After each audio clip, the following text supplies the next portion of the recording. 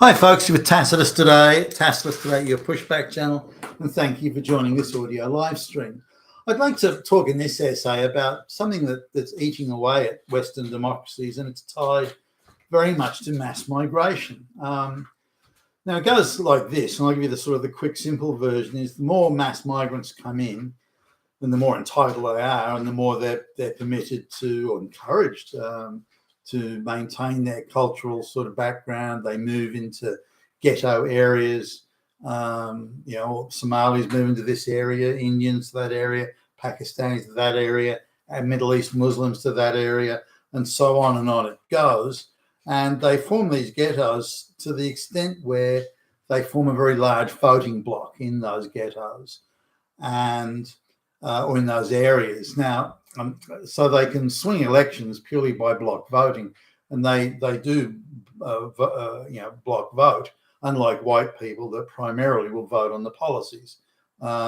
These folks will vote along with their diaspora as a bloc because they want special handouts, special gimmies just for their people. And if they have to steal it from the white folks or in the other group, then they're fine with that.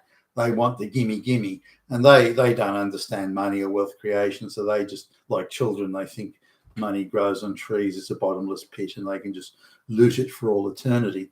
And when it's gone, they'll just shrug their shoulders and move on to parasite off the next thing they can find. But the issue here is that the extent to which straight white male, often, not all, but often straight white male politicians are conniving and going along with this and aiding and abetting these people. And it's part of the wider subversion of Western society. And the biggest subversion they can inflict on a Western society is, firstly, is to make voting a null and void exercise, as in it's subverted to the extent where it no longer represents any intention of the people based on policies they would vote for, and then undermine and subvert due legal process, the application of law, and so on. You do those two things, and Western societies will in effect cease to exist because, having traveled the world many times over, one of the things that really sticks out is how Western societies have the rule of law. Everyone's equal before the law, voting, clean, free and fair elections. That was uniquely Western. And I mean, you can see vestiges of it in, say, places like Japan, but in reality, that was very much enshrined in their sort of Shintoistic view of the world rather than an embracing of Western values per se. So it's a very uniquely Western thing, and this is what the globalists are trying to subvert and erase, and so far being very successful in that mission. But this is happening in all over. For example, in San Francisco, it was decided that gay people must have their own representative. There must be a gay person representing gay issues. This is gay activism. We must have this. LGBTQ Act must have it. Why must we have it? Well, that's not explained. Gay people are different. They just have different needs and requirements. And we have to have someone in there to argue. But hold on a minute. I know you're gay, but don't you want the streets to be clean, crime to be under control? You want the garbage picked up. You want the potholes in the road fixed. The infrastructure to be there. And so on and so forth. Don't you want the colleges to be well? So the things that we all want that are the same, and many things we all want. We all want crime to be under control. We all want the potholes in the road to be fixed. We all want the trash collected. We all want the same things there. So what things are uniquely needed for gay people and gay people only? And if that is the case, that only gay people, then isn't that an entitlement for people that say, we want to be different, we want to be separate, but you have to fucking treat us equally, you motherfucking Nazis. Wait, hey, hold on a minute. If you want to be treated equally, that's fine. But then why do you want to be different as well? So now we can debate that separately. But in San Francisco, I think it was in the local government elections. I'm not sure it was the state elections initially, at least. So in the local government elections, they created a district. They looked where all the gay people were living, and they congregated in like a ghetto sort of scenario. This is in the days of like the Harvey Milks and all that sort of thing.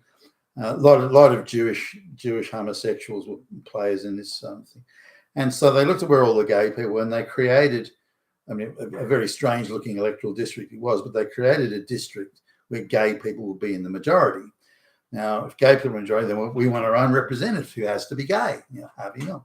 We want our own representative who has to be gay, and then he has to, whoever it was, in this case Harvey Milk, but whoever it is has to go into the local government and argue that the uniqueness of the gay community, what we need, we as gay people, that the straight people, don't want, don't need, or whatever. So this idea of the special pleading, special dispensation, special handouts, special allowances for us because we're different.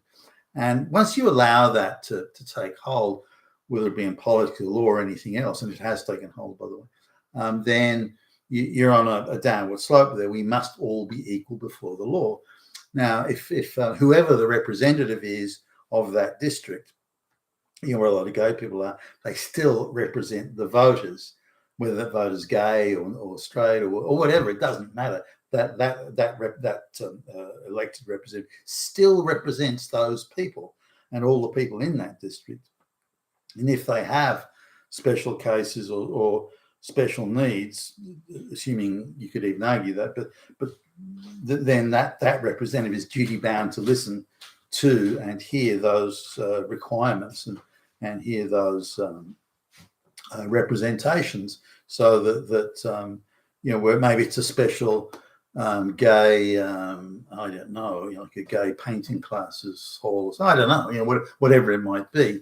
And some of those things, they don't seem to affect anyone else. Why would you care? Now, but you can't say, well, that's only for gay, straight people. No.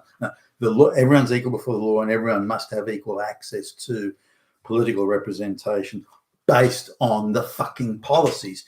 Collecting trash and fixing the potholes in the road and so on. So I don't agree with creating these special districts for special pleading, but this has gone out of control. There's, on top of the gay districts, for example, San Francisco, I just mentioned there.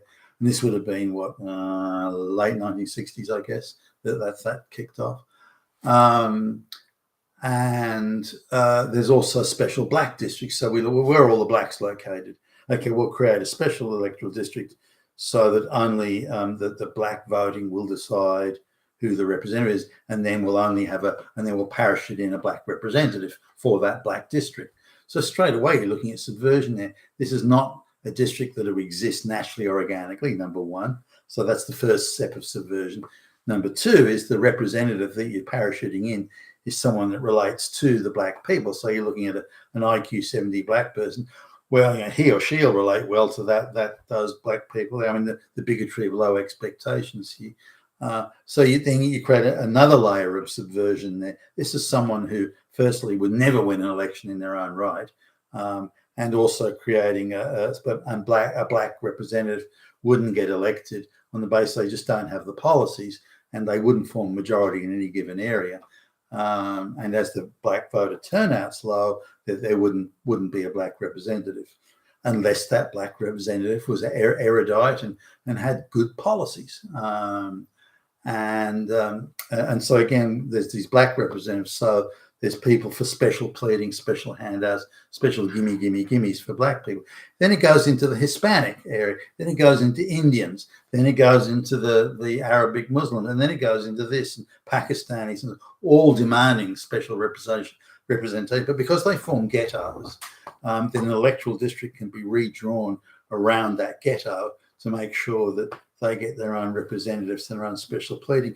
Now, we're looking in places like the UK where this is going on, and where people that wouldn't get elected to anything, in a million years, being elected to federal parliament or even local government, parliaments and councils and county councils, that sort of thing.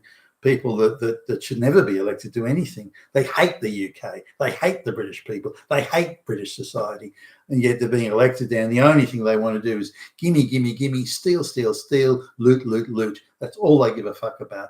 But these special districts are being created, and special areas are being created to make sure that they are getting elected. But democracy in the West was never conceived.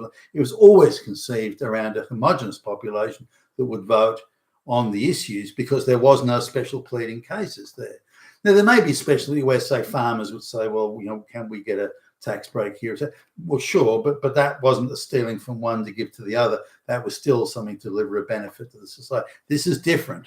All this mass migration, third world looting steals directly from the white people and the white taxpayer, whether it's stealing jobs, whether it's stealing money, stealing resources. It doesn't matter. The white treasury is being looted. And we've got a lot of examples of this all across the Western world and subverting democracy and the rule of law. For example, Muslims are saying, well, Sharia law is what we follow, so we don't really have to follow. Your laws don't really mean anything to us. We want to be treated differently. And they are. They're getting what they want. So the rule of law is being subverted along with the democratic process. You've been with Tassels today, your Pushback Challenge. Thank you for listening.